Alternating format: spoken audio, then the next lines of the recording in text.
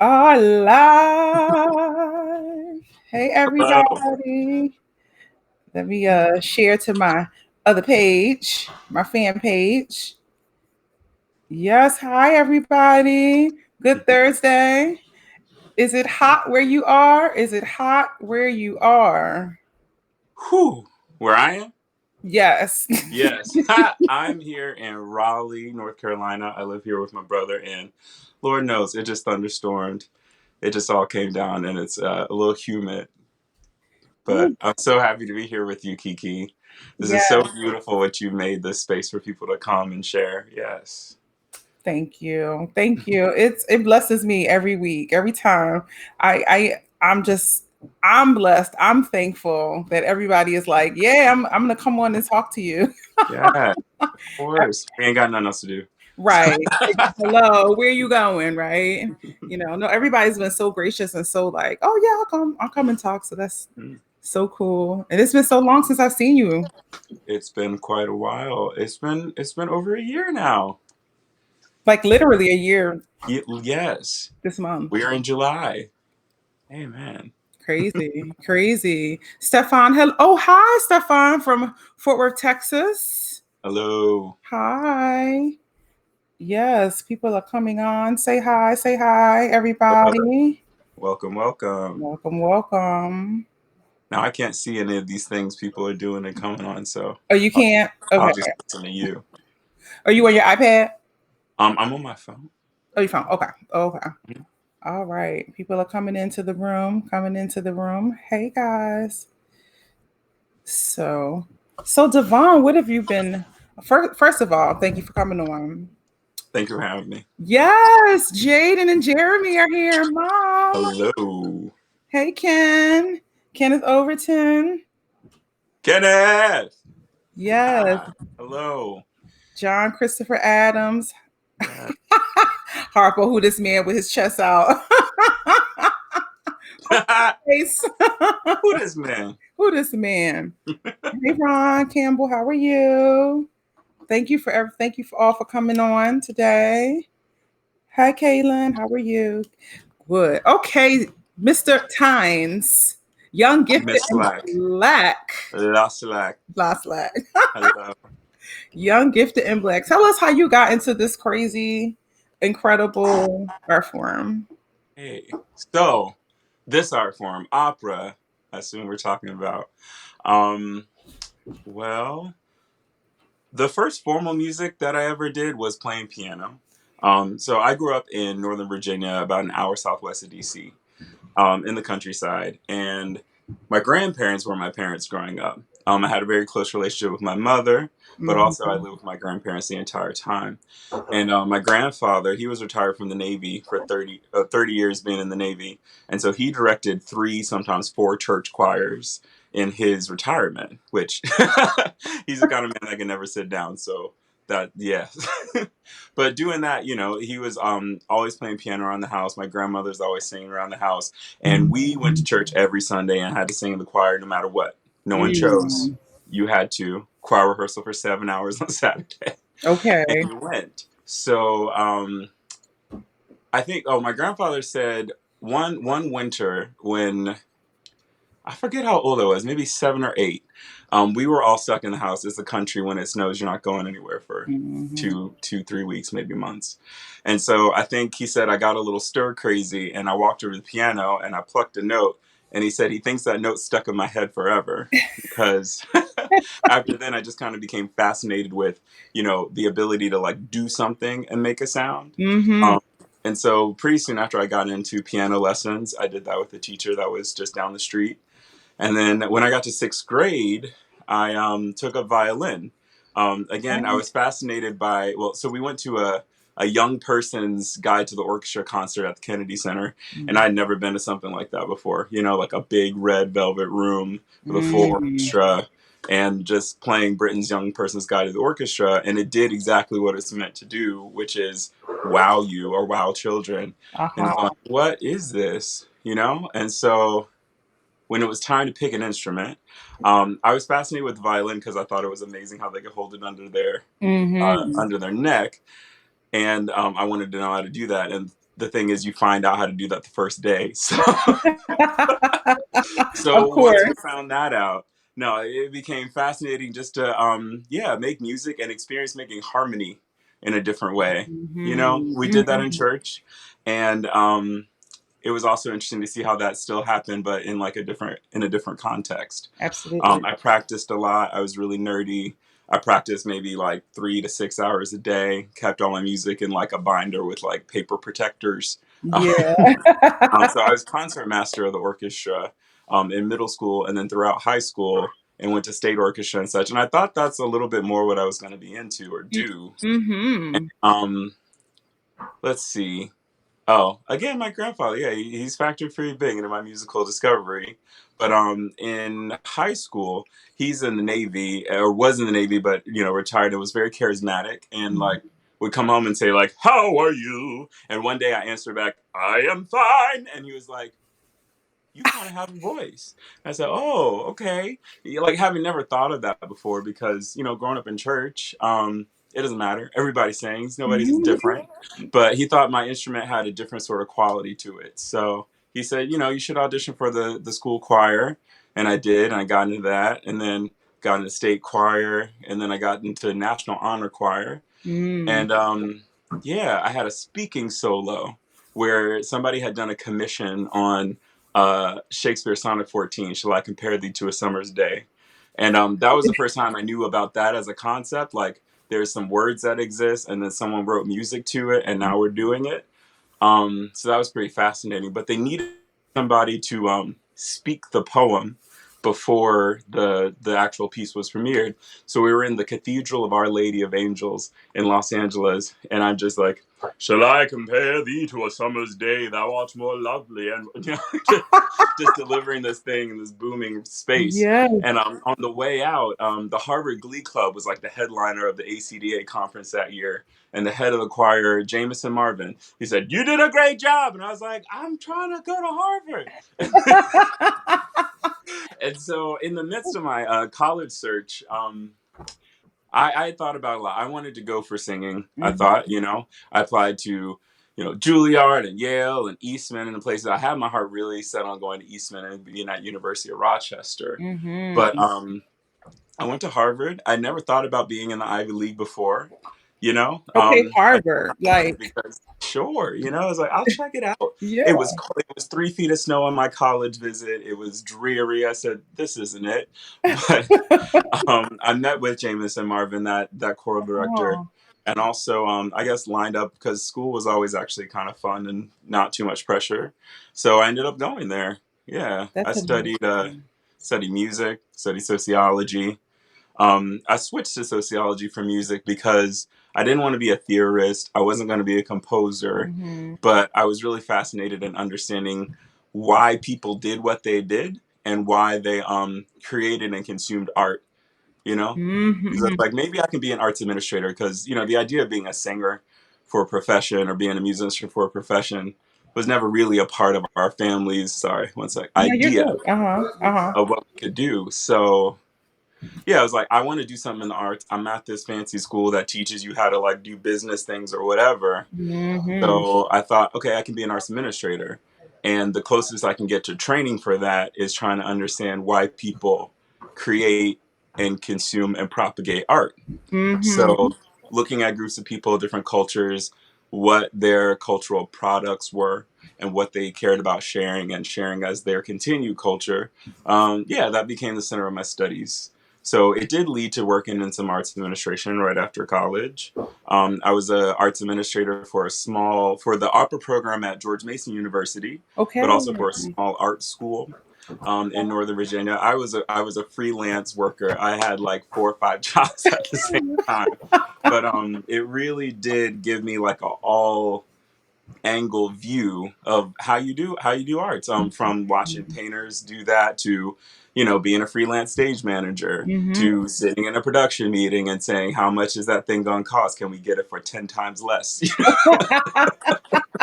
Well, so many um, singers don't know anything about how the whole thing functions. no, no. I mean, so yeah. By the time I got to Juilliard, because after doing that for what was it, 3 or 4 years, I thought, okay, I need to formalize this. I need to go to business school, figure out what my grad school situation is.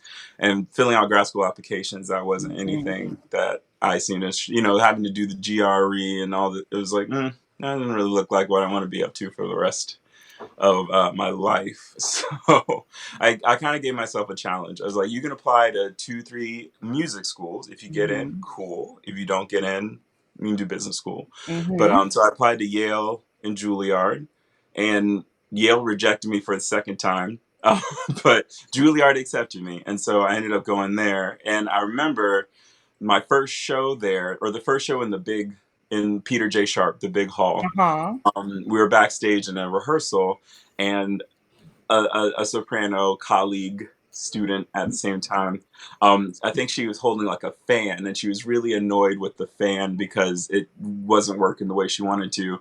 She's like, "Why are they giving me this dumb fan?" And I said, "Do you know it took 30 people 3 months of meeting to put that fan in your hand?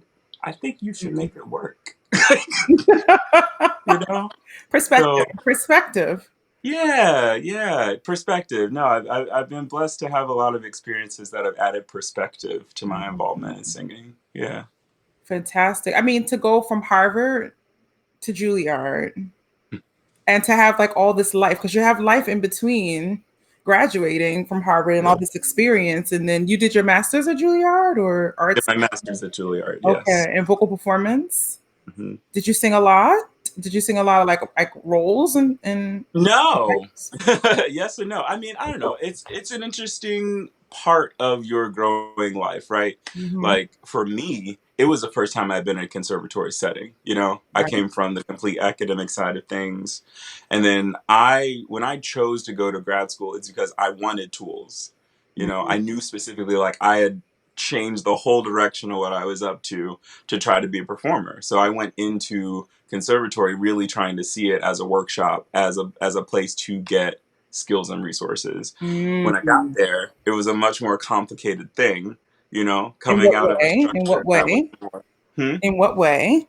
Yes. Because in a liberal arts academic setting, there's kind of a due process for how everything happens. Mhm. Um, and I don't know. I don't want to talk about or I don't know fully the reasons for why things get established that way structurally. Mhm. But if you have a confusion about why you're learning something that you're learning, or if you feel that you're evaluated in a way that perhaps isn't equitable, or you have certain interests that you would love structure and resources to support the Mhm. propagation of, those systems are really in place in those institutions. But getting to a conservatory setting where I think, in a larger sense, the nonprofit arts mentality has bled its way into the schooling activity. It means things are less structured, or at least people are less rigorous Mhm. about organizing the resources and the opportunity that's there to give the best outcome. Right. So a lot of subjective things can come into play, which it's really important. People have personalities. We're artists. Who knows? We're crazy. Yes. But it's important for us, for our longevity and for our existence in a healthy way, Mhm. that these things be organized in a way that's clear and sustainable. Absolutely. Yeah. So oh, sorry. No, but getting to a conservatory is just I came for a very clear reason, and it seems like all these political aspects get woven into that. Mhm. Politics is a part of everything, right? But Right. it really kind of derailed what I felt was it a want to approach that experience with integrity and clarity. And I was met with you don't fit into that box. We Mhm. don't understand your voice this way. Right. It was confusing. It was very Mhm. confusing. Yeah. I'm sure. I'm sure. I wanted you to expand upon that a little bit because there's so many, young singers and so many, um, people coming through the pipeline, as they say, who are not fitting into these boxes and who are, who spend a decade, trying to figure out Right. Right. how to fit their art into this square, and Right. you've managed to overcome some of those obstacles. Sure. I think it's because my my my interaction with the institution, it wasn't like I was in that track the whole time, right? It wasn't like in middle school or high school or even identify like this is what I want to do. I Hmm. was over here doing something else. I saw that I had a voice that could be a tool and then wanted to sharpen that tool. Yeah. So that's how I got involved in the conservatory situation to begin with. But when I got there, I think part of what's led to my at this point, I could say it's been a blessing to be able to establish a career made of things that I love Hmm. and things that are particular to who I am as a person. Yes. But I think that came out of a place of meeting a lot of no's, a Hmm. lot of doors shut, a lot of walls and barriers in place, a lot of we don't know what to do with you, so there's nothing to do with you. Hmm. And so I think that became really clear early on at Juilliard for me, like not in a pronounced way, but like Hmm. you feel it and then you sense it and then you feel like you know it or you think you know that and you kind of like take all that on. Yeah. And so it got to a point where it's like, I don't know if I want to sing. I don't know if I should be doing this. I mean, because okay, I'm a bass baritone, or at least that's what we decided that is called. And at a certain point, an administrator from Juilliard was like, "Well, actually, you're more of like a basso cantante, like like a older style of a singer." But it kind of made a little sense because that was before categorizations were so structured in like the Yes. Germanic sense. Hmm. So it was like a low voice that had a high extension, and I knew that fit me in a way, but it's not like the way that if you're at Juilliard or if you're at a conservatory of a certain level, they are trying to slot you into roles. They're trying to put you in boxes. They're trying to ship you out the door so that you can fit into the same box at somewhere else across the Hmm. world. And so I came in there with no box, with a voice that fit in some category from years and years ago or whatever. And so it was like, there's no place for you. But I mean, one of the most kind of eye-opening, if not slightly life-changing experiences I had while at Juilliard was when they didn't know what to do with me. They said, "Okay, we've got the historical performance um, department, and they want to do this all remote concert, and they want some singers for it." And you read music good. I know, like I played violin. I had a certain and piano like theory knowledge going Right. into conservatory. So they sent me over to the historical performance people because there was this role. It was Mercury in I think it's Les Anglais, or I don't know. I don't remember exactly what remote piece, but it was from that time before vocal Categories. categories Hmm. were Box. Right. standardized. Hmm. So this role, it was crazy. It was the role of I think Mercury, who was a magician, or is a magician who interacted with Mercury. But the role went from, let's see, maybe a D below bass staff Uh-huh. up to maybe a C, tenor C, or D above Oh that, but it's like wow. a raw mix kind of place. Uh-huh. And yeah, really non-standard role that was probably made for a very specific singer. And weirdly enough, like I fit that suit. Hmm. So I remember on my birthday I sang in that concert. But the thing was walking into that room with the historical performance musicians, everyone is sitting in a circle. The conductor is sitting too in the circle. We read through a piece. Everyone is paying hyper attention to everybody else. And then, like, the second viol player says, "Hey, we have this same line here. Do you want to, like, go through that together and we can kind of shape it?" And Hmm. I was like, this is nothing like what we have been, in concert. We're trying to like maestro, like, Yeah. and let me decrease so that you can be all. Right.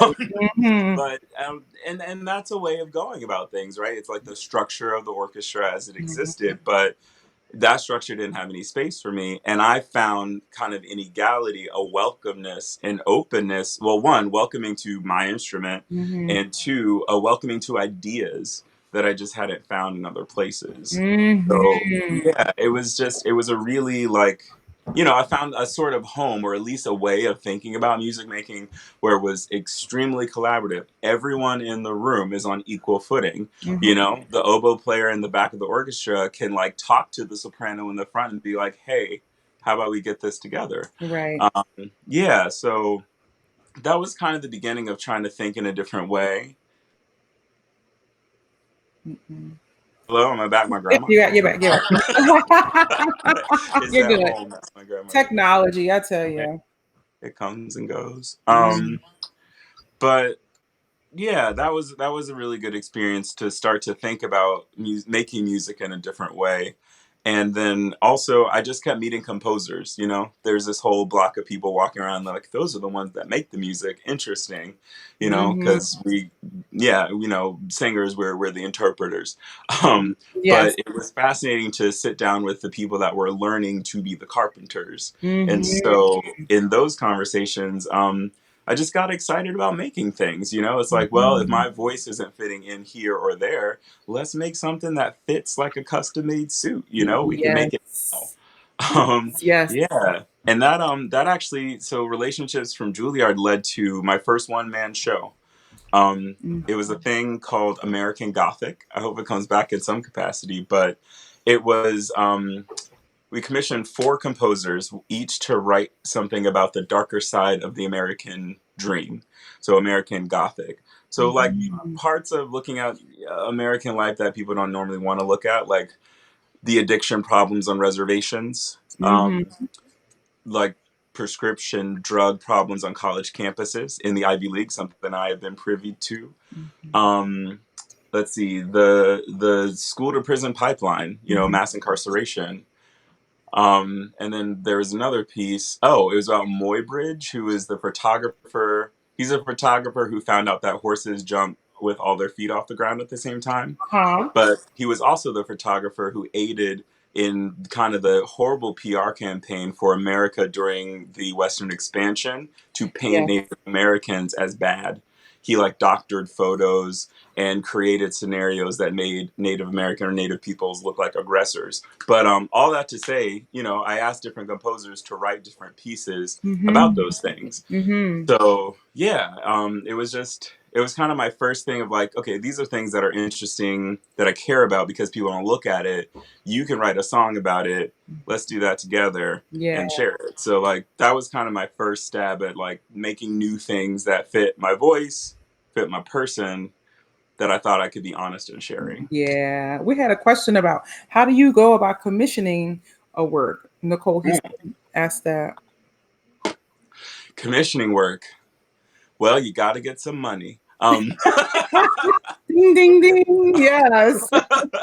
Really, that's what it takes. So, when I first, hmm, I think the first commission that I ever did, I think I paid somebody $100 to make a string quartet thing. Like I had an idea, I told them about it, they wrote it down and put their ideas in it. A fellow student, But then like this American Gothic idea, um, I had a friend. So like I don't know, just in having had a lot of experience in different parts of the arts, you learn of like people who are producers or people who work in Mhm. development or what have you. And it's really critical, I think, for singers to understand all of the surrounding and, connecting work that goes into what they do. And because if you can see that machine work, you can learn how to utilize it. You can learn how to talk to it. You can learn how to get something from it that you may be looking for.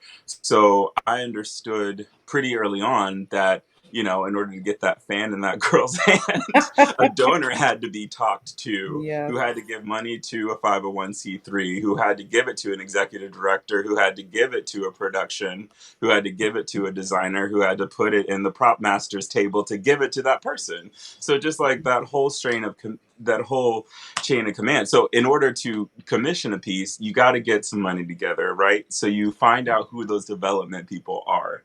Now, I just consider people that work in development, which they know witchcraft. It is a very, I think, special skill for someone to speak to someone in a way that convinces them to give their resources to make someone else's dreams happen. We're all, Yes. people want to support themselves, people want to like make their lives great, but it's a beautiful thing when people can give of themselves to make art occur. And further to that, it's important that that's given in kind of a free way. Like just because you are a giver doesn't mean you control what the gift does out in the world. But Yes. That's that's true another too. part of the conversation.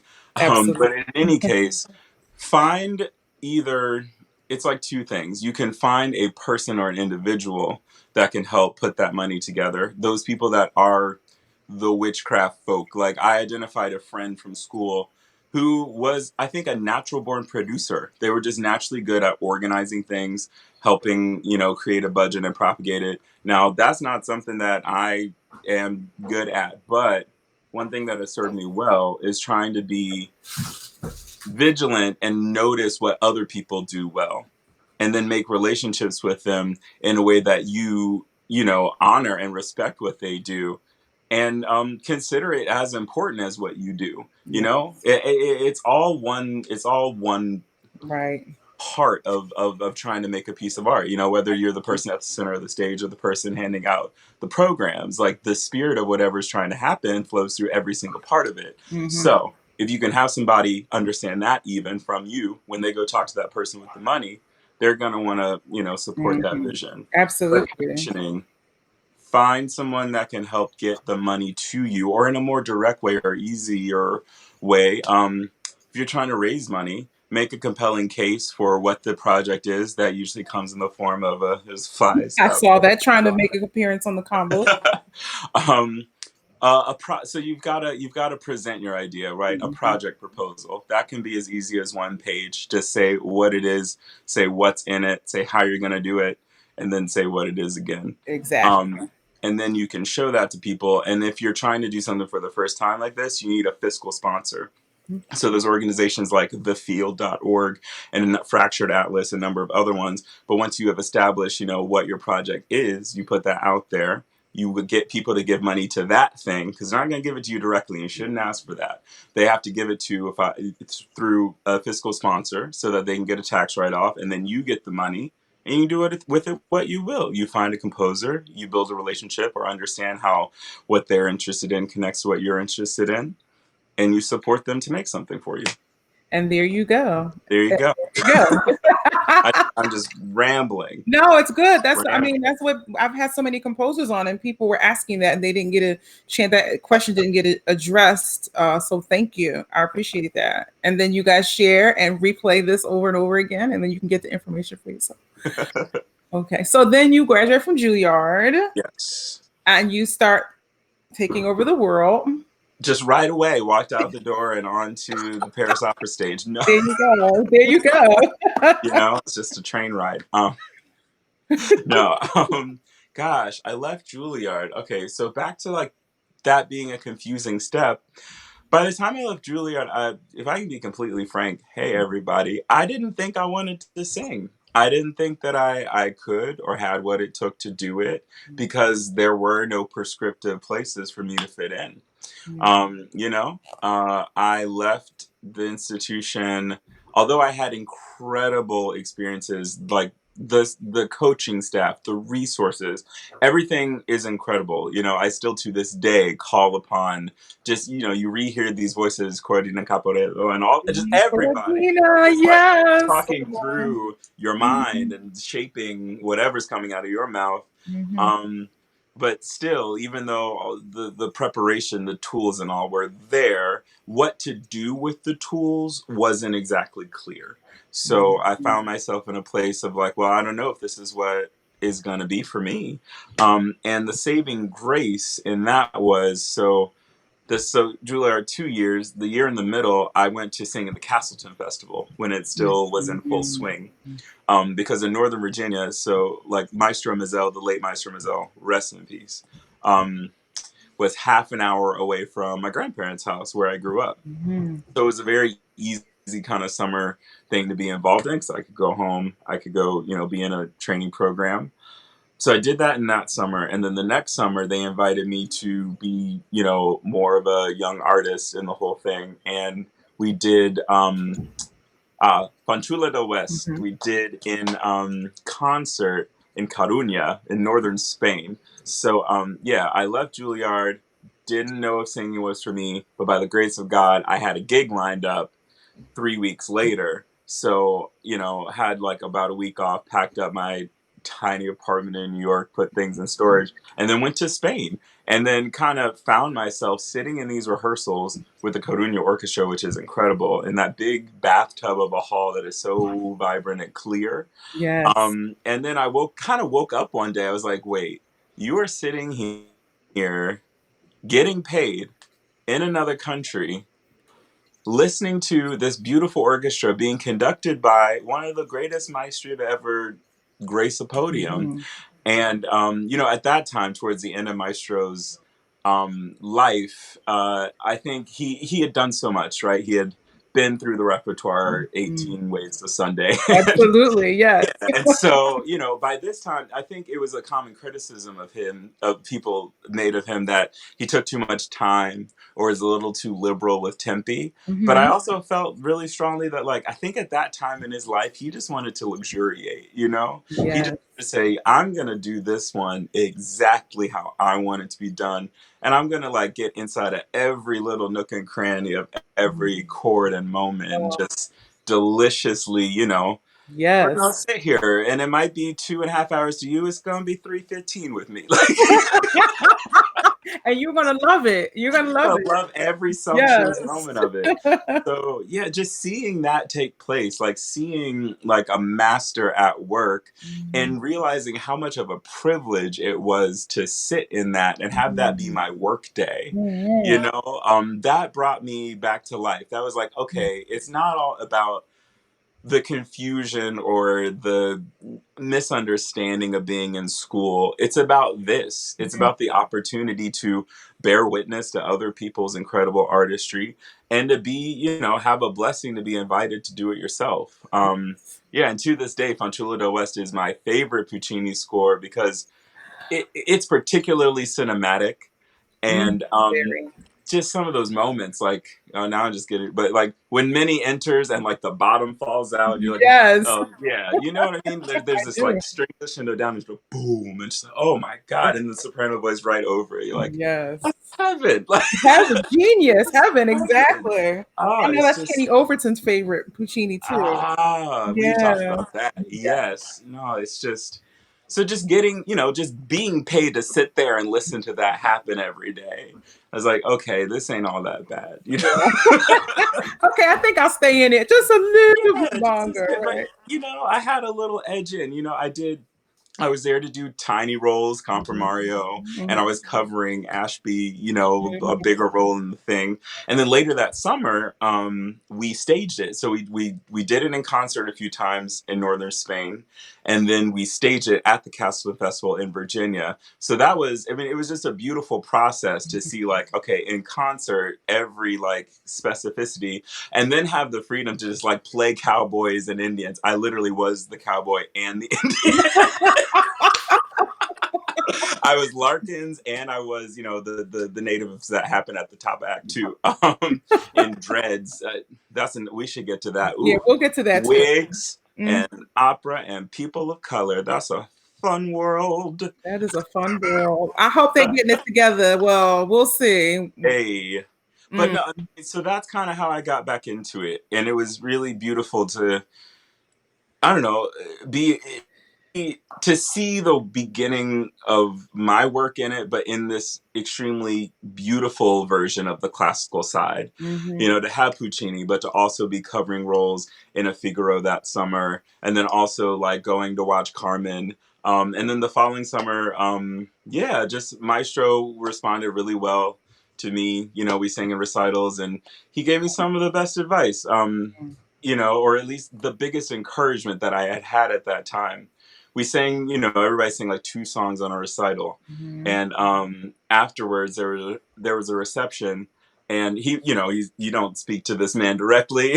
He might kill you with a stare. But he was just talking to the young artist or whatever, and I went up to him and he said, you have what it takes to do this. And that it just hit like Yes, yes. somewhere really, really deep, and has always kind Mm, of been a part of the foundation that keeps me going in all of this, because I was like, that man that I respect so much took the time to tell me that mm, he thought I could do what he was involved in. So yes. that Oh, was kind of, a big a big push forward. yeah. Especially after coming from, the school and being a student. Yeah. And, oh, Confused, yeah. not having, didn't fit in there, Mhm. didn't fit in here. But no, he said, no, like, you can do this, you Yeah. do this. And it's like, okay, let's do Let's this. do it. And then what happens when you start doing Ooh, it? right. What was next? Castleton that summer. So I got all excited about doing things, and then nothing happened. Right. So this Right. is what, let's That's see, the 11 or 13. irony of this business. That's right. Is You you get get to revved up, going you and get then all of a pumped sudden, a little bam. bit, and then you go, oh, sit down, go sit down, go somewhere. Yeah. Um, Yes. so yeah, I think I had that beautiful summer. I had all the encouragement in the world. I was Mhm. starting to, come into myself in certain ways. And then I got back to New York where all my stuff was, and and it was like, well, just all right. And Mhm. so I was like, okay, I've got to figure out how to live. I got to eat. I got to have a job in some way. And I knew that I wanted it to still be connected to the arts if at all possible. Well, I figured stuff out, And so because I had had a lot of arts administration work experience before school, um, oh, we can use names, right? We can Oh, bring yes, in. absolutely. So the wonderful Mary Lou Falcone, who, Yes. Yes, yes, yes, yes, oh we my love goodness, her. just one of the most amazing Mhm. beings. Um, she Let me gave put a my glasses class. on for Mary Lou, honey. Yes, yes, yes, yes. Oh my gosh, Miss Falcone. An entire mood and vision every single moment. Yes. Um, she she gives a seminar that tries to let us singers know what to do when we walk outside. And I asked her to have lunch, and I said, okay, I'm a singer, I'm trying to walk outside, I don't know what to do. I told her a bit of my experience, and she said, you probably could work for this manager that I know, because they need a managerial associate. And so that's how I worked for IMG. I worked for IMG Management for Oh, about half a year. But uh-huh. I worked for the incredible Jack Mastroianni, Yes, Jack. yes, oh my God, Yes.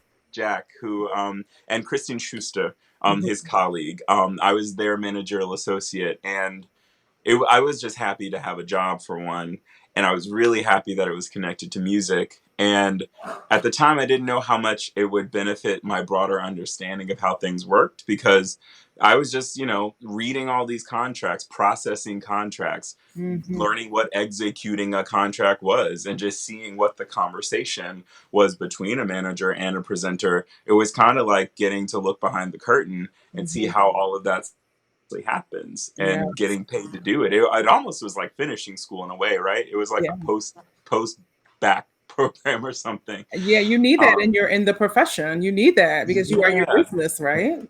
you are it, and it's important, just as I said, I think, to understand how all the parts of the machine work. Mhm. And it, in that time, I was like, okay, I didn't understand that it would be a useful experience. I almost got scared, because I was like, okay, am I never going to be able to sing again?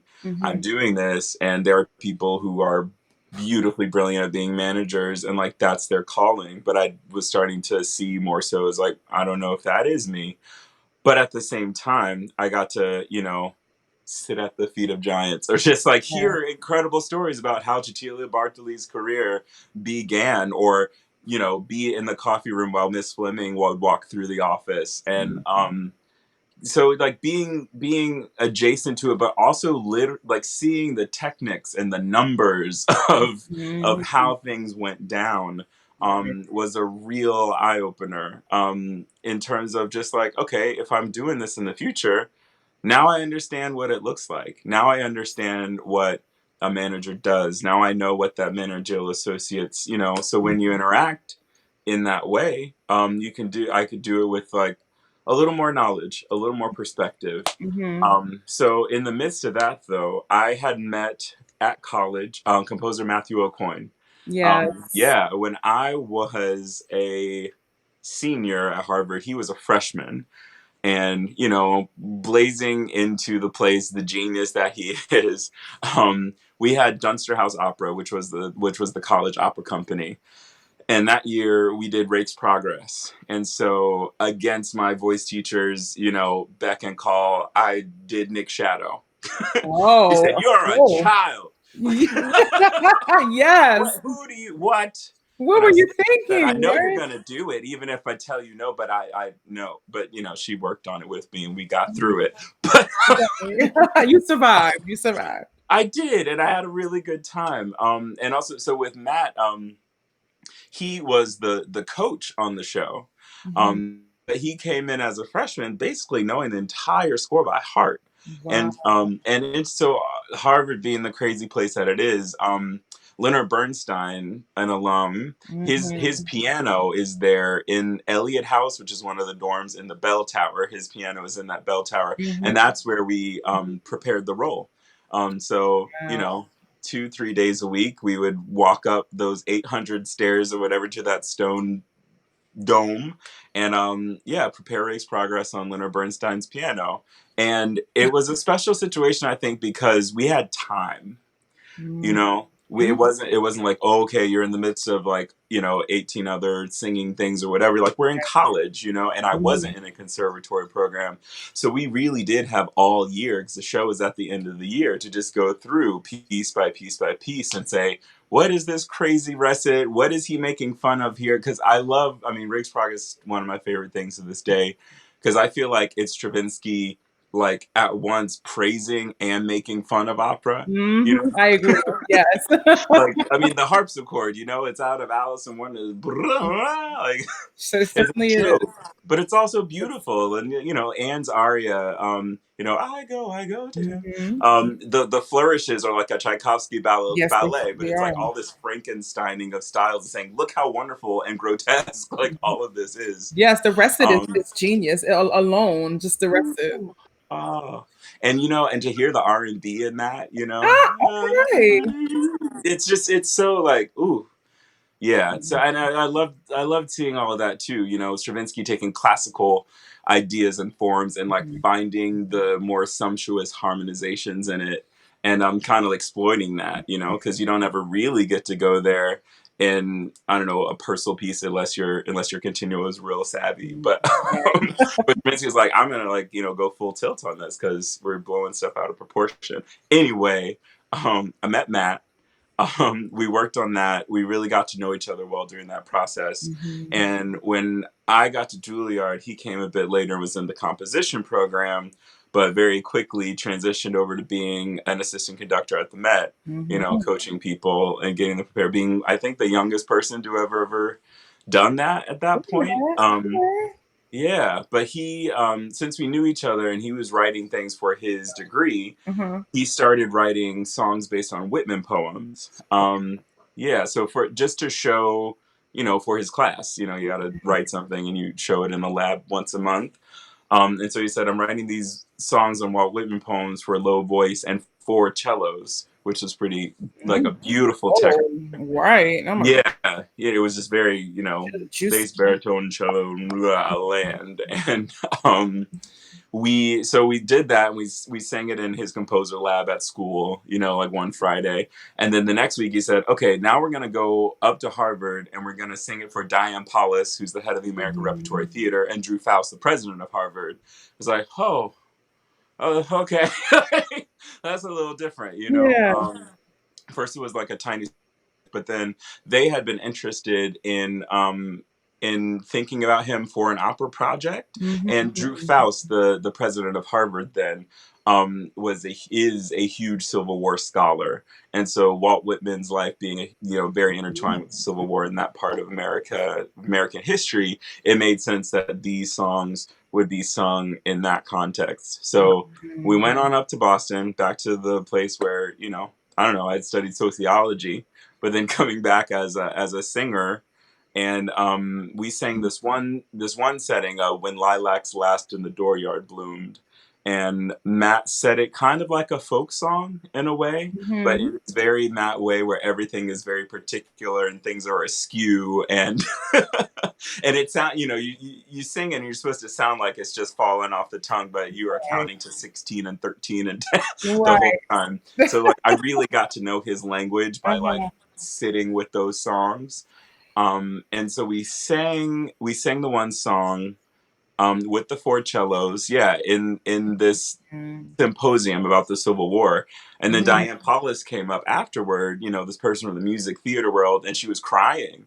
And she said, "We have to do something with this. We have to turn it into a show or make it an opera." And so that's what became Crossing, Matt's first, I guess, professional opera. Wow. Yeah. Yeah, it was commissioned by the American Repertory Theater, and he finished writing it in 3 years, which is super fast Yeah, that's very fast. Yeah. for a composer to get through a whole piece. And it was really fun and formative to be along for the ride of that piece being made, because I mean I didn't know what it would turn into or what it would mean for me, but I was like, okay, I sing these songs well, I'm Mm-hmm. having a good time with my friend.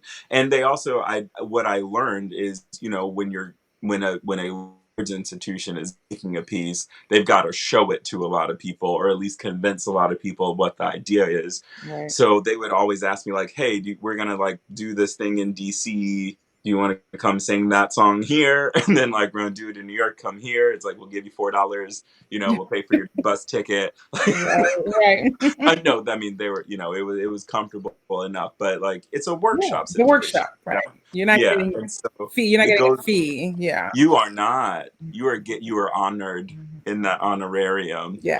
I know that's It is an right. honor to receive. Yeah.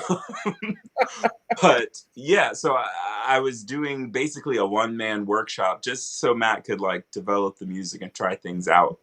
Over the course of a year and a year and a half, he went away, finished the show, and then that was kind of that was my first professional debut, in a sense, in a lead role, was as a blessing in a role that was written for me. Yeah, and it's because we knew each other for so long. He knew my voice, so when I stepped out on that stage to sing that thing, it was like wearing a custom made suit. It's like, oh, I'm fully in this. This is like Mhm. my whole self. So Right. I Right. think it served me very well to make a debut in that fashion. Yeah. Hmm.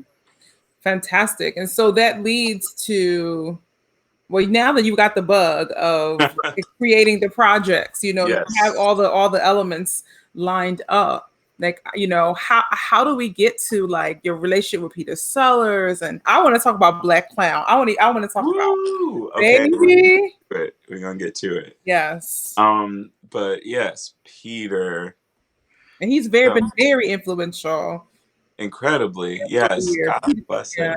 Peter Sellers is a fantastic, but you can tell the audience. Oh, he's a fantastic and incredible director who's been very formative in the world of opera, kind of bringing it into a new way of engagement by making it really, I don't know, people centric, kind of trying to simplify or at least make his way of messaging really direct, in a way that I don't think it was being engaged then. It was like kind of opera engagement split in a couple different directions.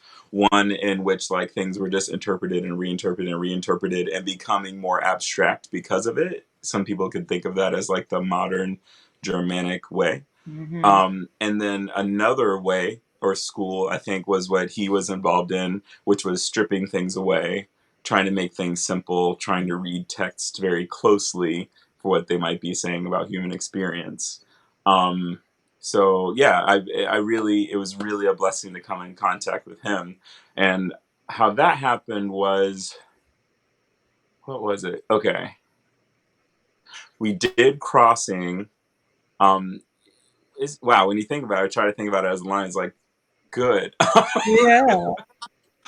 all the time. And so we did crossing, and it was a dress rehearsal. And of course, I'm nervous. It's like my first Mhm. big show. I have a whole aria, like Yeah. Shayna rather. Which is And rare for a bass baritone to have, you know. yeah, right. Well, there were three. Yeah, it was an all male cast. Mhm. Except there was one female. Um, yeah, and it was an all male cast, and Rod Gilfrey was the lead. Yeah. He was Walt Whitman, and then there was a tenor lead, and then myself, Mhm. and it was the dress rehearsal, the final dress, and before you go on, you're in costume, you're nervous as heck, and they're like, "Oh, John Adams is in the audience," like, and there's like three people in the audience, like literally, because it was a closed Yeah. dress.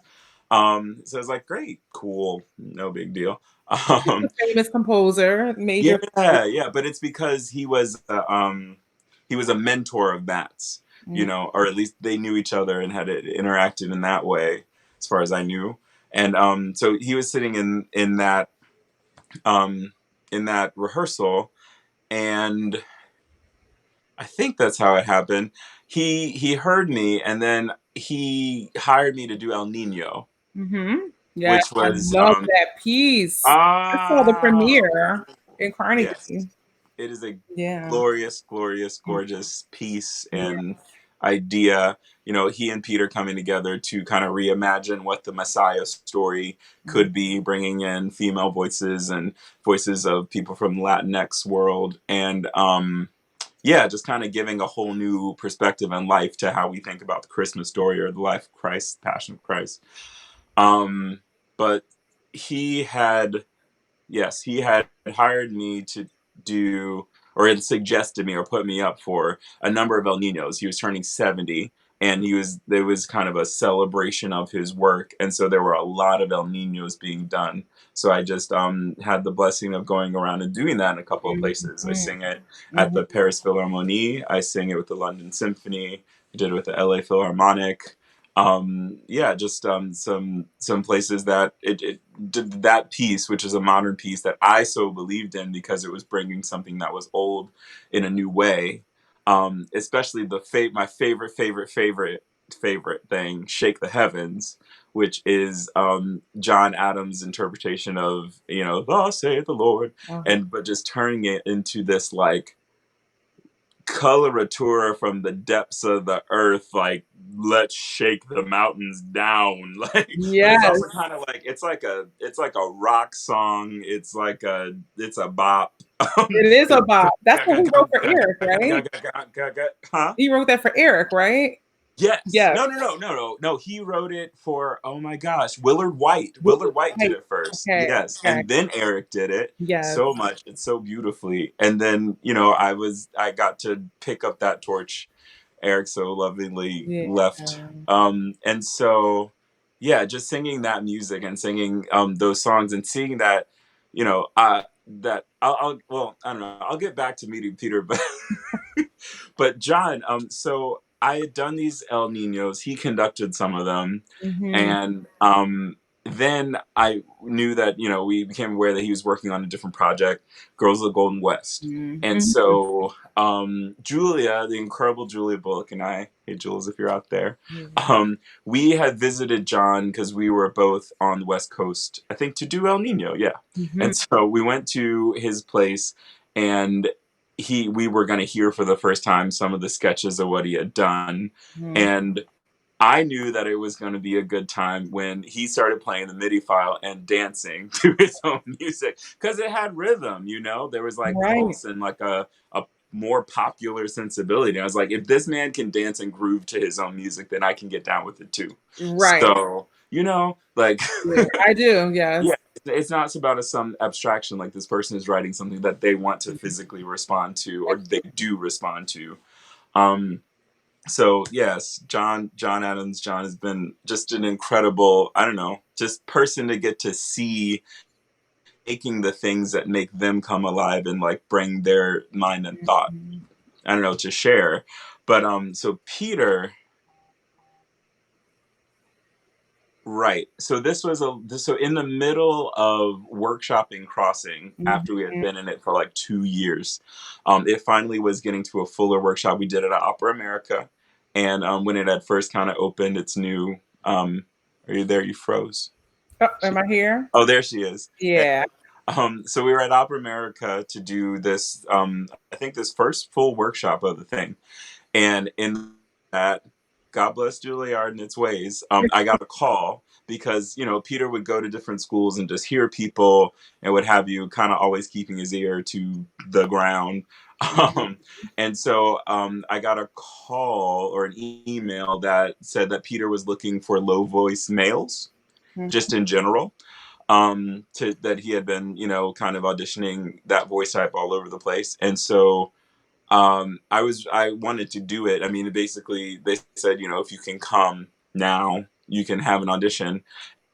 I was in the middle of a workshop, a paying job. I was like, Yes. well, I can't just like ask to leave and get a release and all this stuff. And so I talked to the producer, the incredible Diane Wandisford.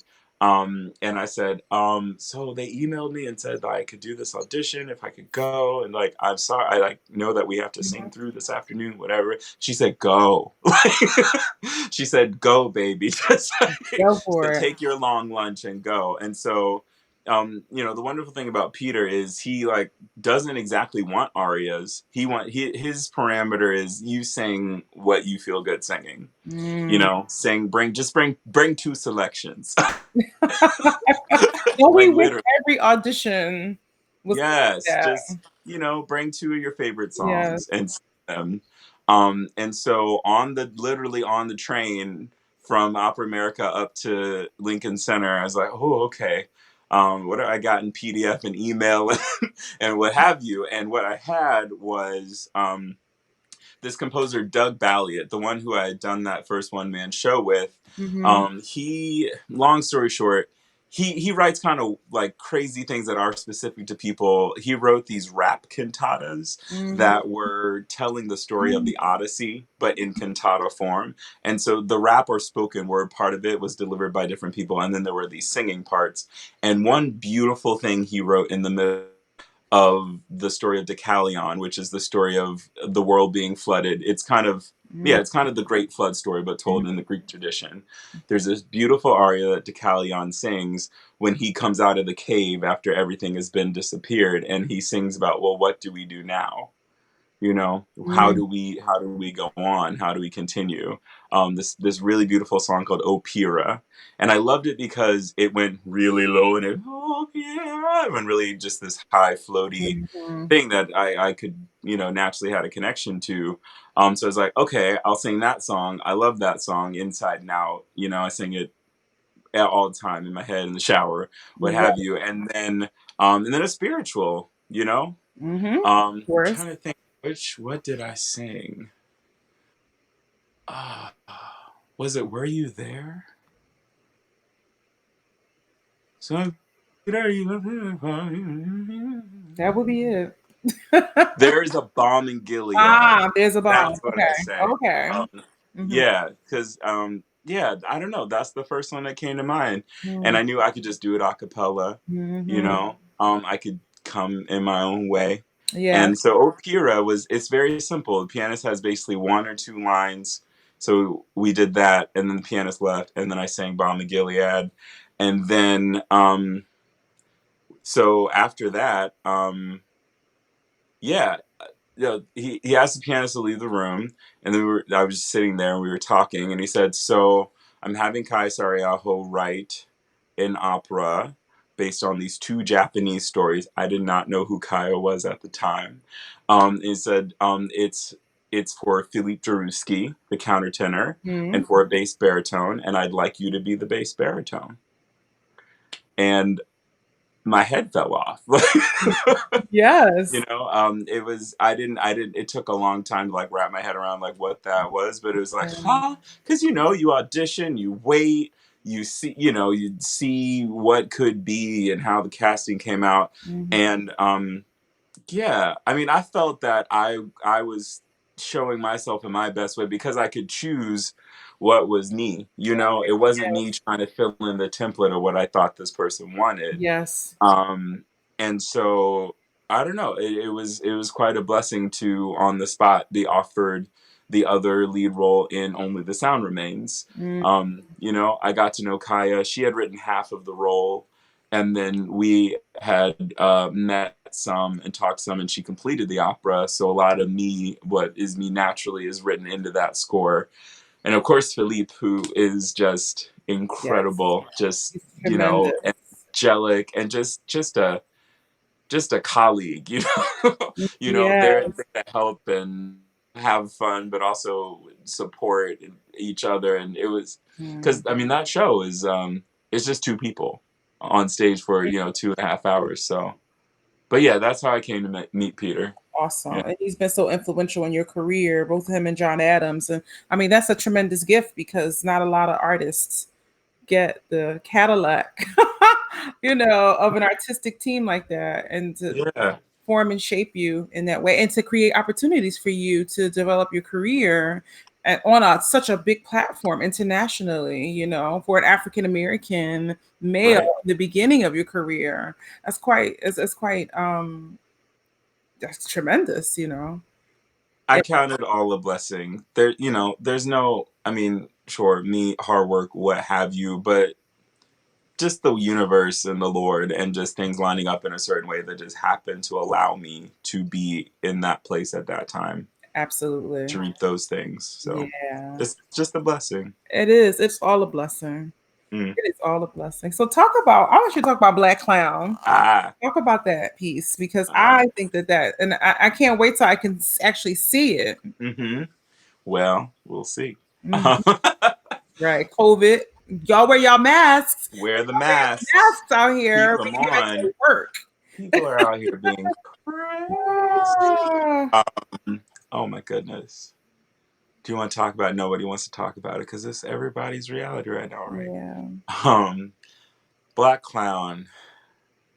I'm trying to think when it all started. So, so I did crossing, and I'd gotten to see a process from start to finish. From inception, from a song Mm-hmm. to a workshop to a premiere and what have you. Um, that's what I I had been singing at the National Shrine in DC. So in the middle, right before going to Juilliard, actually, I was working, like 4 contract jobs or freelance jobs, and one of them was being in the regular choir at the National Shrine. Church job, that's what you do. It was a great church job too. Peter Latona, who is there, the choir director, he's incredible. Just could get a Palestrina mass together in 14 minutes. Mm, But just efficiency, right.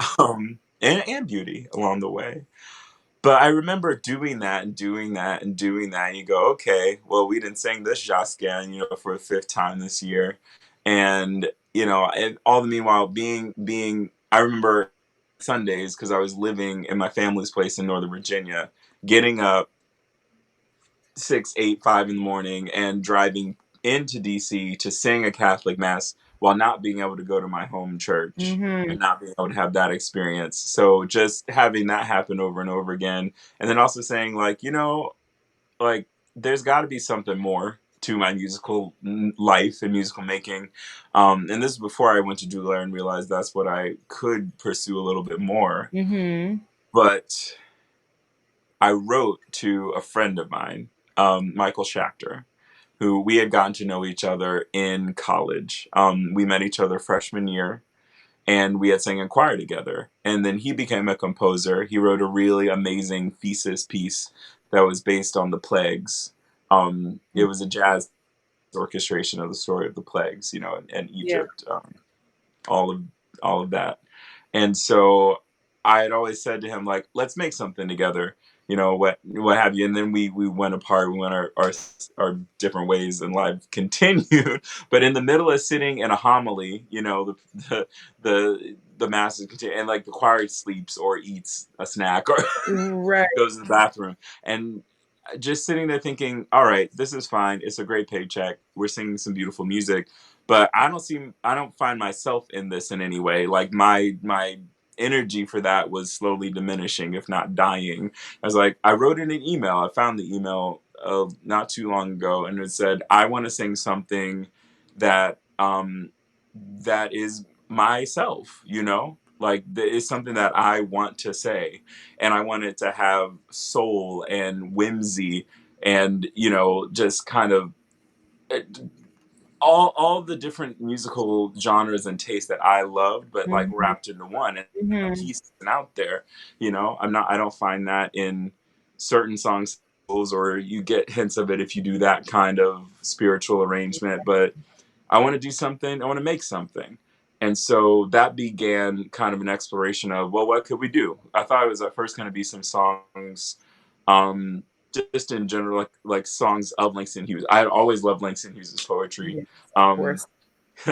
in fifth grade, I won a speaking competition. Again, we had to do poetry recitation, and I recited the Colossus, which is the um, inscription at the bottom of the Statue of Liberty. You know, I lift my lamp at thy open door, and the prize was you got like a book, and the book that I chose was The Dream Keeper and Other Poems, which was Mhm. Langston Hughes. And it was just fascinating to me as a little black child to see little black children in a book with music, like, well, jazz written out in words describing black experience.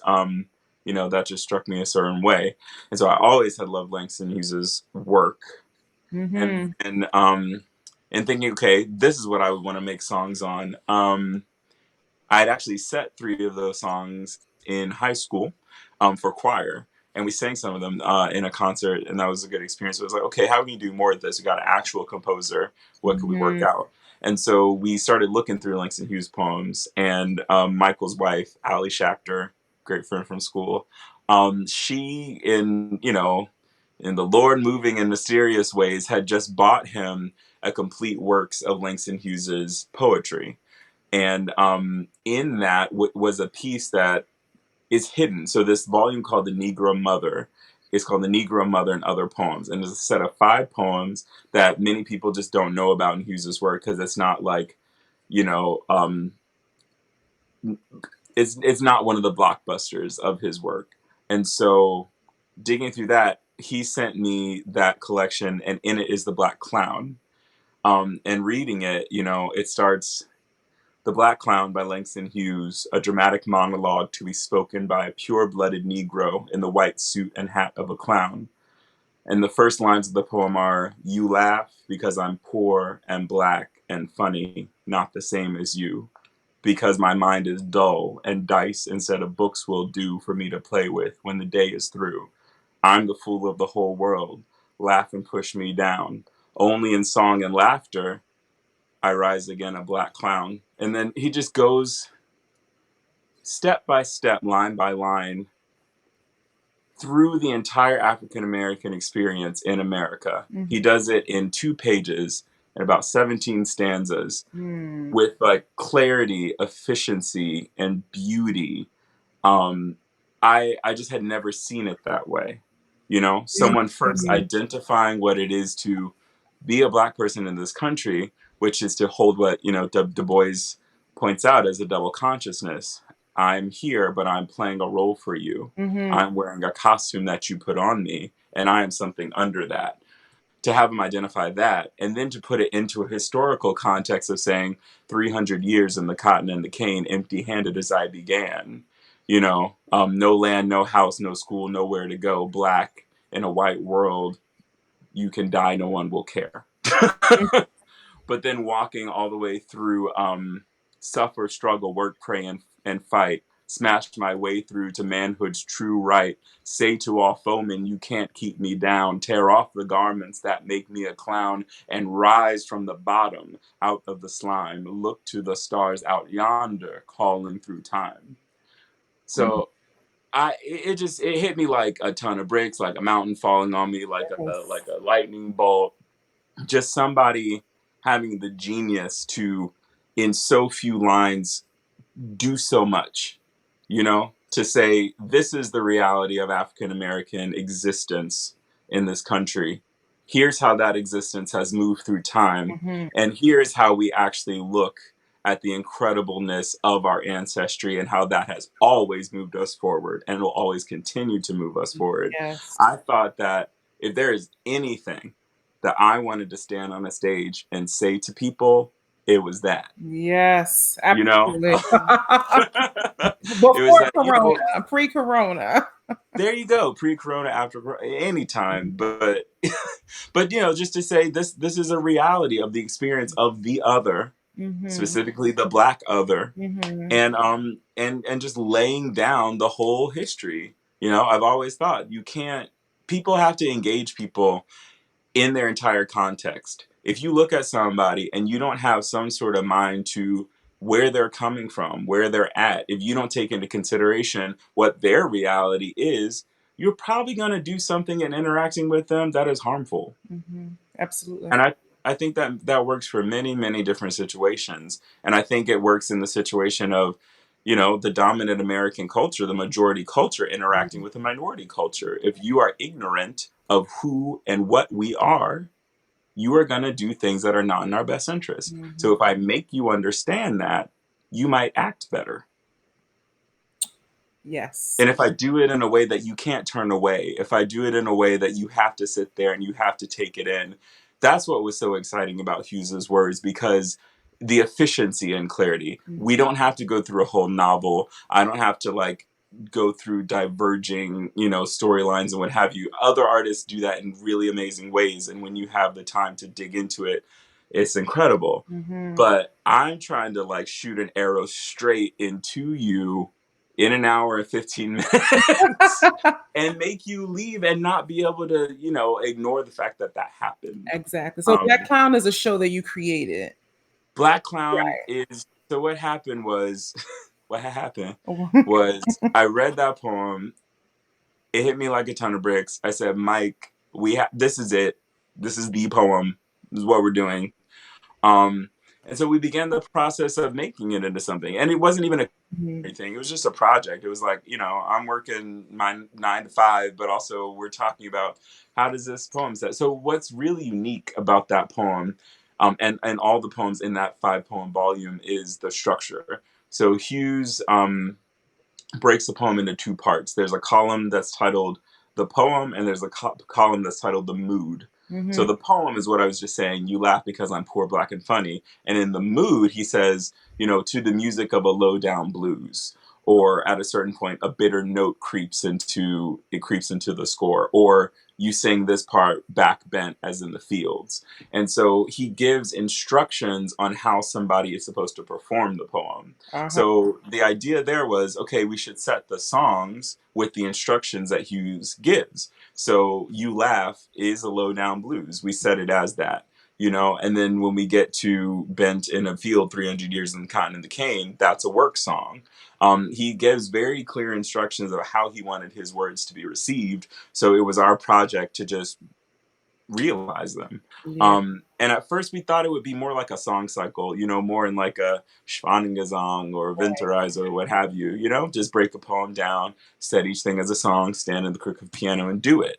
And the more and more we got into it and peeling back the layers and trying to see like what's the best way we could represent this, I was like, well, maybe like what I do on stage should be really like, I should think about that. Like I should move certain ways, or there's a little bit of directing or Yes. lighting, or maybe I wear a white suit and have a clown, or what have you. And then it slowly was like, well, if we're doing all these things to better tell the story, it actually is feeling more like a theatrical piece. Maybe this is, I don't know, we didn't think of it in terms of musical. We didn't know exactly what it would be. It was only 26 minutes long. We just sang Right. a poem, the original version. And so Diane Wandisford, that producer that I had met during the development of that piece, she was who helped the American Repertory Theater kind of figure out how to do an opera. She kind of was the broker between those two ideas, because ART is really in the music theater vein of things, Mhm. and Matt, coming from the classical opera world, they had to know how to talk, and they did it through her. Mm. And so I saw her in that process kind of broker that exchange. And I went to her and I said, look, I'm working on this thing. I don't really know what it is. It's kind of a set of songs. It's all these different styles, from blues to spiritual work songs to like up tempo, like music theater stuff, to Mhm. more operatic in some respects. And so she said, you should take this to those people you just did all that work with and show it to them, because I think they might be interested. And I had never thought about it in that way. But yeah, so Mike and I had written all of this stuff into 30 minutes of music. We took it to Boston, or I took it to Boston because Mike was getting his PhD back at University of Michigan. And I sang it for them. I put on Facebook, when Facebook was the only thing. I Right. said, I need a piano. We're so old, so young, what? But need a pianist. A pianist from Berklee College of Music came. It was, I needed somebody that could play everything from contemporary opera to jazz to gospel, all at once. And so we banged through it in like an hour long practice session that morning, and then on a busted down upright piano in the ART lobby, we sang through the whole thing. And they said, okay, there's something here. We want you to like keep working on it. Wow. And so yeah, so like they didn't commission it just then, but Uh-huh. they said, come talk to us, work on it, and then share with us Mm-hmm. where you are in the process. And they would, support it in simple ways, like you can come to Boston for 2 days and just work together, like Right. we'll pay for you to do that. And so we did that for 3 years. Mm. And back and forth. I went to Michigan a bunch. We would sing through it, come up with versions of songs, and just kind of really hone and clarify how that story could get told through music. One, I think, good example is the end of the piece, the song "Say to All Foemen," which isn't up to "Say to All Foemen." It's a whole gospel. I think it's glorious. But Extravaganza, right. yes. Yes. And so, yeah, it began, in this way that we came from the classical world, Schubertian or what have you. And it was this kind of beautiful, like, esoteric Mhm. realization that the character has, like, say to all foemen, you can't keep me down, terror. He had like come and had self-actualization, and it just kind of, I don't know, turned into this, like, okay, great. And then I was like, you know what? Mike, that ain't it. Like, this is a gospel song. We have gone through all of African American history. We have talked about how we have to deal in our own psyche with so much Mhm. bullshit. So at this point, we need catharsis. We need joy. We need to just Yes. let go. And what is that? An up tempo. Like, That's it. That's that's what it. we have. Mhm. So that's what that became. So say to all foemen. So like that came though after 2 years of like, how does this end? And then Mm. one day just being like, oh, it's a gospel song. We Right, spent 6 hours listening to Duke Ellington's Come Sunday, and then two right. hours listening to George Mass Choir, and came out with a hit. No, There you go, Lincoln Center, you no, it, know? it it it worked out really beautifully. Yeah. Like, so 3 years after that initial work, finally just bring it to me. Like, you thought you like, they're like, okay, it's at a place where we can actually see that it's a show, Mhm. and so they formally commissioned it. Um, Mm. you know, they gave us $10 instead of $2. Okay, right. You came up, yeah. And then so we kept working on it, and it premiered in 2018 Mhm. after some workshops and adding my incredible colleague Zach Winokur, who I consider my art husband, because we Yeah. just talk about and kind of conceive of most everything together. And quite a blessing that Lincoln Center had, known about the piece, came to it, and they invited it to be part of their Mostly Mozart Festival. Mm. So yeah, that's the Black Clown. I think it's the thing that right now I'm most proud of, because I think it's the thing that I get to be the most honest in. Mhm. Yeah. Wow. And you all have always been on the cusp of like social justice issues, and Mm, not shy to speak on them. I right. remember the article that you wrote in New York Times. Ah. I don't know if and I was just like, I loved it. I was conflicted. I Mm, was mm. conflicted because I thought that what you were saying was so true. This It is was about Porgy and Bess. Porgy and Yes. Bess. Yes. And then I was like, oh shit, like they're about to do it at the Met and all these things in the Yes. New Yes. York Times, Yes. but Yeah. I mean, in general, let's start in that and then move out. So Porgy and Bess is a beautiful work. The music is glorious. And what's more than that is my colleagues sing the hell out of it. It is the most incredible thing. I went to opening night, wept. Like Mhm. it just, and not for the show, but for the voices in that space Mhm. in a way that it hadn't been, that I had never seen, that Mhm. that place had not seen in too long. Right. You know, Mhm. but then the complication of it is, why is this the only time? Why is this the first time, in this generation's consciousness that we have this many Black voices here? Why is this piece, albeit the storytelling of Catfish Row, the complication that it is a community that is made out of degradation, Mhm. and that is the only conduit through which an entire Black cast can enter into a white institution? Why is that the case? So, I have no qualms with the piece itself as a piece of beautiful art. And more so, I see it as a piece of beautiful art because Black people bring it to life in a way that doesn't have words to describe. Mhm. Mhm. But why aren't there more opportunities for, if not all Black casts, primarily casts of color, to Mhm. be shown with that same attention? You know, when when I see certain colleagues that I've been in shows with, Fire Chef My Bones, different contexts coming through young artist programs and what have you, it is wonderful that there is Porgy and Bess, but also I want you, my Black queen, to have the experience of going through a Met costume fitting and coming out with a gown Mhm. and not like a night shift. Why isn't there an equality in that experience? Mhm. So that's kind of where my thoughts lie with that whole situation. It's Right. incredible, wonderful, and beautiful, but there should be so much more. Absolutely. Yeah, and so in terms of social engagement, social activism, I don't like to really call it that, because I think it's just honesty.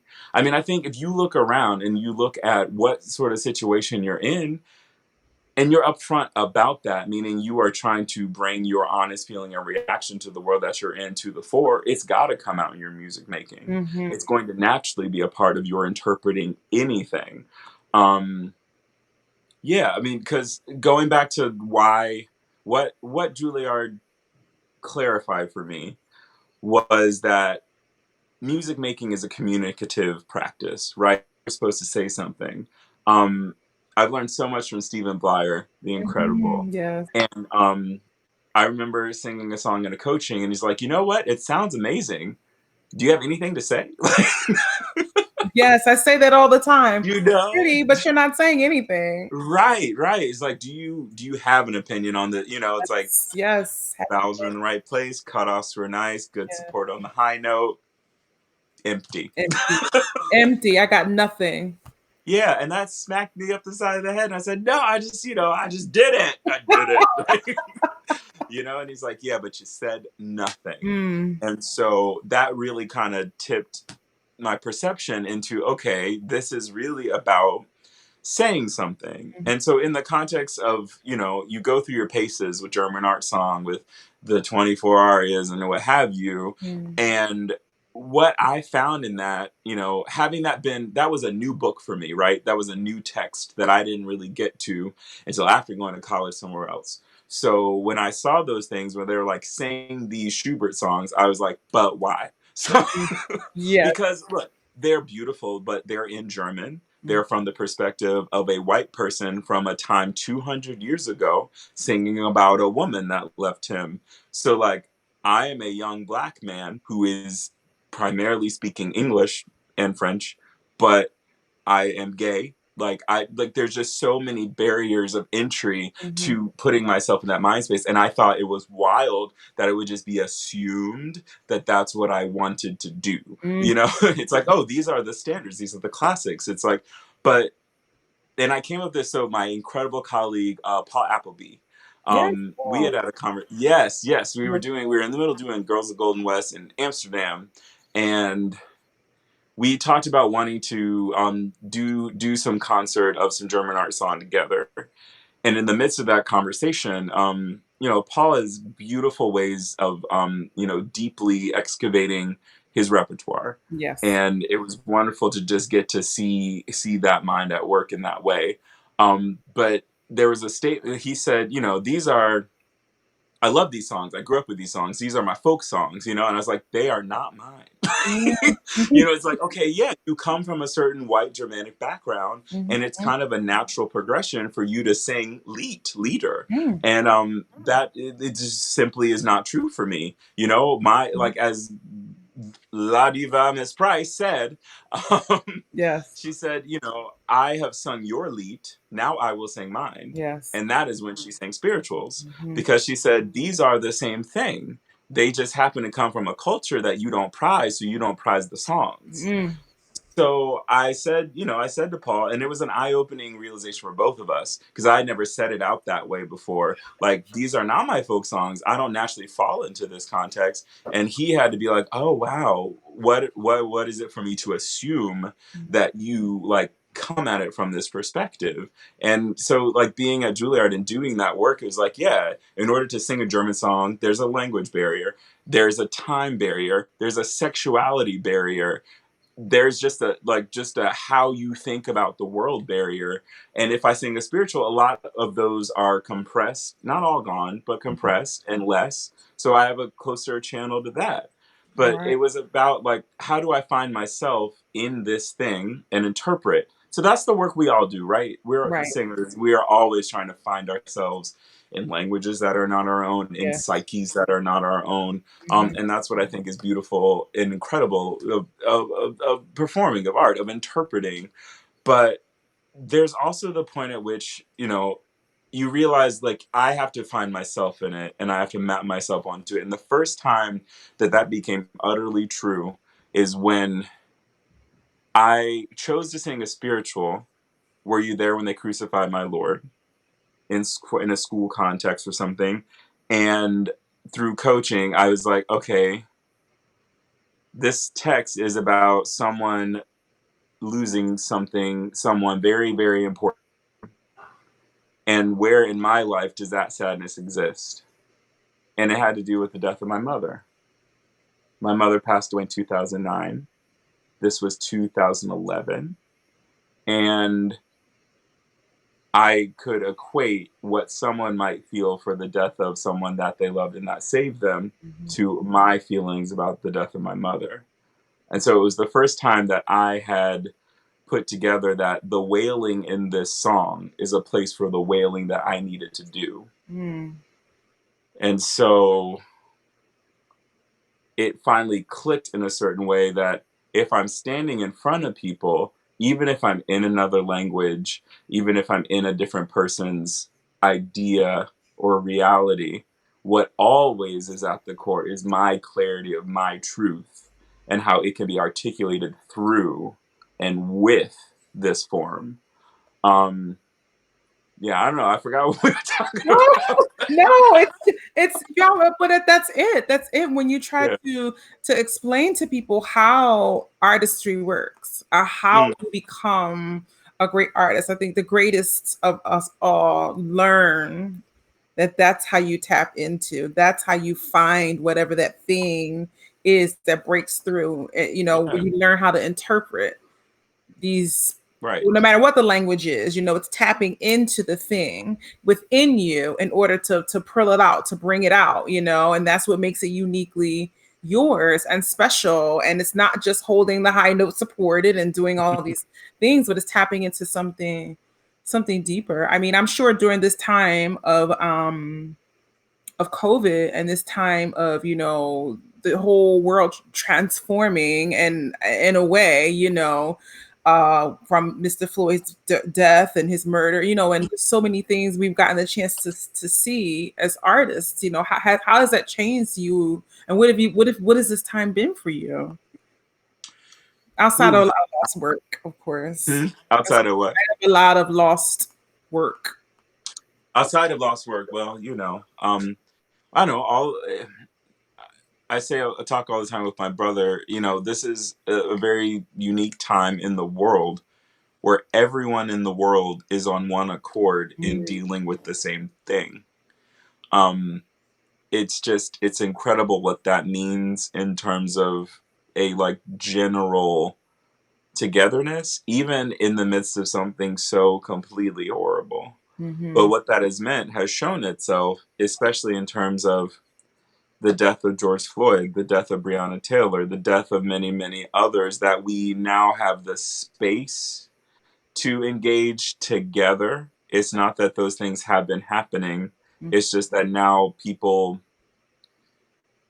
have the space and freedom from other hindrances to, I don't know, allow that to be engaged in a way that it hasn't before. Mhm. Um, so racialized police brutality, racist police brutality, it's something that, it has existed. It has existed as long as Please. we have existed. Yeah.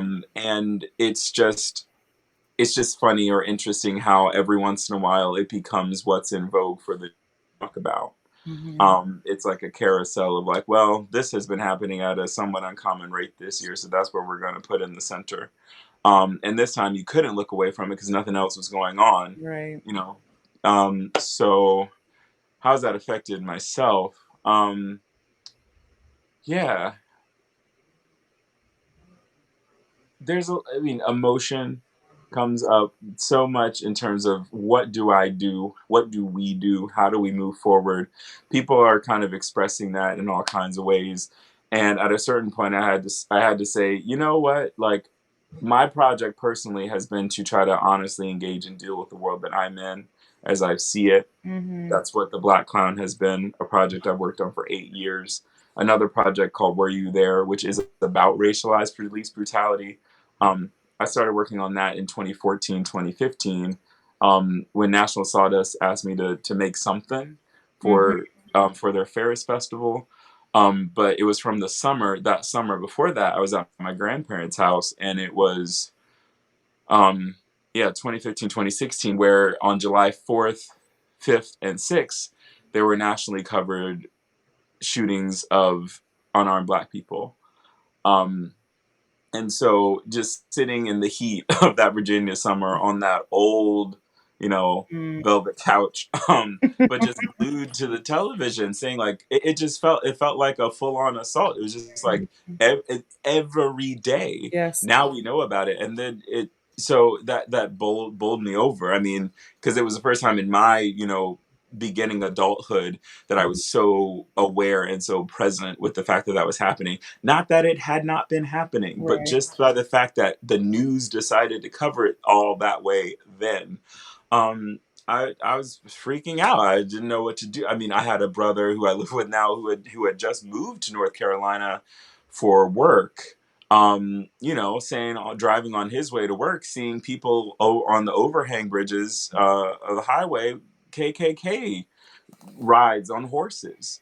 And so I'm thinking, my brother who's 3 inches taller than me, big Black man, it's like, what if he gets pulled over and Mhm. it goes the wrong way? What's going to happen?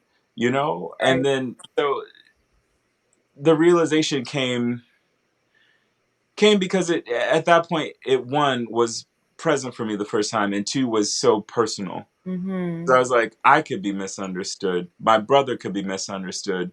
Staying awake, calling him, are you home? What's going on? Mhm. And so the thing that I made that fall was called Requiem for Tuesday. It's something I did with Helga Davis, Mhm. incredible vocal performer. Um, and that turned into a piece, or it became kind of the basis for a piece called Were You There, which was a more personal engagement of racialized police brutality. And the whole idea was to answer the question, what happens when a police officer looks at a person of color, a Black person, and decides to shoot? Like, what is actually the thought, the process that translates into pulling a trigger or doing whatever action is resulting in murder? Mhm. And after tearing over it, obsessing, alone essentially during the Yeah. summer. The only thing I could come to was they don't see that person as a person. You kill because you feel you are afraid. And what are you afraid of? Something you don't understand, something you feel as if you cannot predict. People kill wild animals because their actions are seemingly unpredictable. People shoot into the dark to kill sounds that they don't know the maker of. And so, if an officer is going to kill a human, it's because they don't see them as a human. Mm-hmm. Because it's like if you so the idea of the project was to put up a mirror and say, like, if you saw yourself in that person, you would not kill yourself. No, absolutely not. So I was how what can I do to show or help show and explain that we're people, It's just. that you if you engage us with the entirety of our true context, you would maybe see us as yourself Mm-hmm. and not kill yourself. So yeah, so that Requiem for Tuesday, and then Were You There? Um, it's just it's like a memorial. It's like a space where I think people can confront that. I Mm-hmm. won't go too far into describing what it is. I don't want to be here to take all your time, but suffice to say that in the middle of all this time of COVID, of police brutality, murders coming to the fore, and then all the energy around that, I was like, you know what you can do right now is just keep doing your work, Mm-hmm. because you've been doing this work, and if you just focus on what you've been doing, it's going to be fine. I mean, in general, people, I think we're freaking out so much, like, what do I do, how can I help? And I once on social media posted, like, look, like, there are people doing this work. There are organizations in your backyard. Talking with my brother who works in policy advocacy. I asked him, I was just like, what do you think? What do people need to do? And he said they need to look at the resources that exist. There are people, I was saying, in these streets, who have been in these streets doing this work. Mm-hmm. And you have a hand in that with your vote, but at every level, not just the presidential, for your DA, for your local representation, but also for organizations that deal with community action in terms of supporting policing policies specific to the area that you live in. Yes. So the work that you can do is Googling to find out who is next door that's already working on this problem, and then give them money or go help them out one day. Right. Like, you don't have to just freak out and have all this misdirected energy. Just plug all that energy into people that are already working to solve the problem. Yes. um That's the same thing I say to arts organizations. I'm like, there are people doing this work. There are people who you need, who you've not knocked on their right. door, you've not reached Right. out, you've not extended it, you've not opened your door and allowed them to come in and fill you with the thing that you didn't even know you needed. But now you know Right. you need it because ain't nobody doing nothing now. No, you see No. it, you have time, you can't go nowhere. Absolutely, absolutely You have, nowhere, absolutely. Well, but go ahead, baby. Hmm. I just want to. That's why, I'm trying. I always try to figure out the right way to think in terms of, it's not advocacy in a way. It's like, you can make anything an activist movement or act if you just engage it honestly. Like, if I am honest about my existence in the world and I am afraid of being shot for no damn reason, when I go to sing that song, Schubert, Death and the Maiden, Mm-hmm. that's where my mind is. Death is chasing me down. Yes, It's going to come out through these German words, but that's where I'm at. that's where I'm at. So that is a form of advocacy, or that is a form of activism, just being my full Black self in that other context. Mm-hmm. So, yeah. Mm-hmm. So where do you I want to say what's next for you, but I I already know there's so much going on and so many amazing projects. I mean, you already talked about like 8 things in this like 2 hours, and you've given us so much. Like, where would you like to see the art form go, and what is your advice to artists who are struggling, who are now being asked particularly Black artists. Let's just speak to our people, ask to, where are you? Like Russell Thomas just said, folks are acting like, Black people never sing classically, whatever. But like, what's your best advice to artists moving forward, in this new world where we're going to have to do the thing that you've been doing for Sure. 15 years, you know? Well, I mean, it's an interesting time for so many reasons because, I mean, people have been talking about when we get back to, but more and more we realize it's not when we get back to, it's when we get to the next, or when we, have moved to whatever we're going toward. I don't think there is any going back. I don't think that for many reasons, the arts is going to be able to walk forward in the way that it thought it could. Mm-hmm. Um, and that's true across industries, worlds, politics, and so forth. But specifically in the arts, we're finding right now we can't go into the theater, we can't go into the opera house, we can't go into the recital hall. So right now, the video screen, the digital world, the digital space is where we're at. So what I've been trying to do and trying to ask people to be more conscious of is the reality of where we're at. So like you you have to engage the digital space as if it is the new proscenium. Mm-hmm. You have to give as much attention and detail and specificity and broader, if not new, thought to what this form is, because it is now the form through which we communicate. So it's not enough. I mean, it's really wonderful that people share through Facebook and everything, and it's wonderful to do that. But like, if we are going to have longevity in terms of how even popular media is read and is received, we've got to be kind of more upfront with what this space is right now. Mm-hmm. So like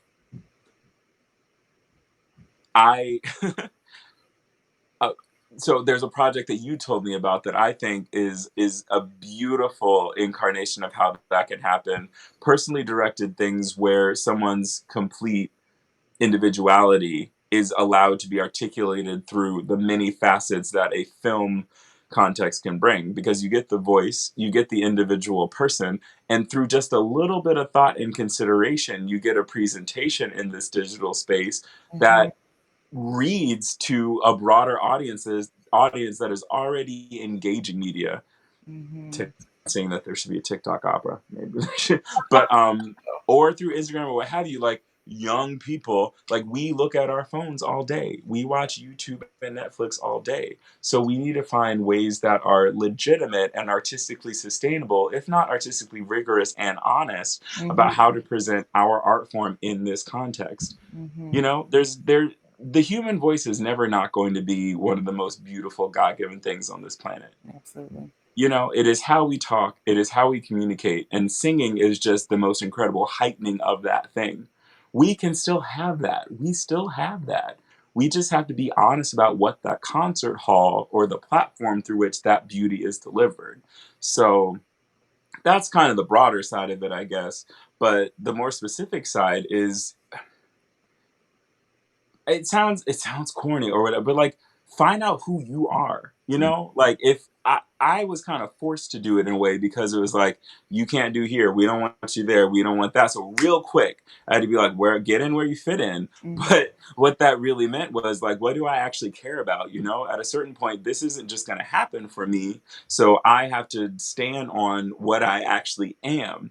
And in many, many contexts, that has proven to be the thing that works, has proven to be the thing that sustains, because it's what you have. There's no artifice in that. There's no like, I have to think of what I have to sell you in order for you to take me on. I just give myself, Mm-hmm. take it or leave it. But I'm saying, if you're honest, more than not, people will take it, because that's what we're trying to find in this. The beauty of the voice is just the nakedness of our expression, our literal bodies vibrating to share something with you. Mm-hmm. So do that truthfully, and people will feel it in your sound, in what you're in your spirit.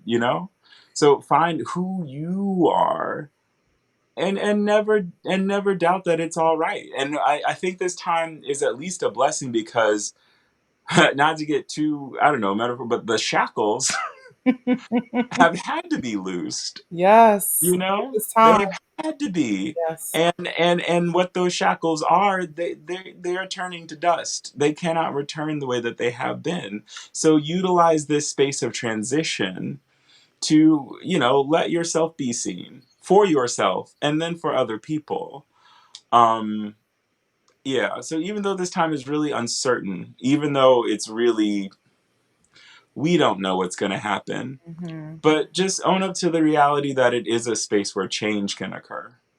Absolutely. And that's what we need. And that's what we want. Yeah. Davone Tines, you are amazing. You're amazing. And I look forward to Indeed. the time where we can work together Oh my goodness. again on something. Cannot wait to hug my stage mother. Ah, come on. When I'm bigger, will love stick Oh my around? Yeah. yes. Yes, yes, yes. Oh, Fire Shove My Bones coming back to a theater near you. yeah. Mm. Yes, it will. Anyway, Amen. thank you for coming on and Thank you sharing for with having us and blessing us. And I've been inviting all my guests to come back on it later on, Yes. so we can Yes. do part two. And Let's do it again. yes, yes, yes. Thank you everybody for tuning in. And we are like almost at 2 hours. That's amazing. Yeah, I'll, All I'll right. I'll post a link on your page so your people Mm. can see you. I didn't know we didn't cheers or anything, but that's okay. Cheers. Cheers. Cheers to you. Yes. Mm. Kiki, Karen. It's been Yes. beautiful. Thank you so much. Oh, you're sweet. All right. Thanks everybody. Have a good night. See you next Have a week. good night. Bye. Bye.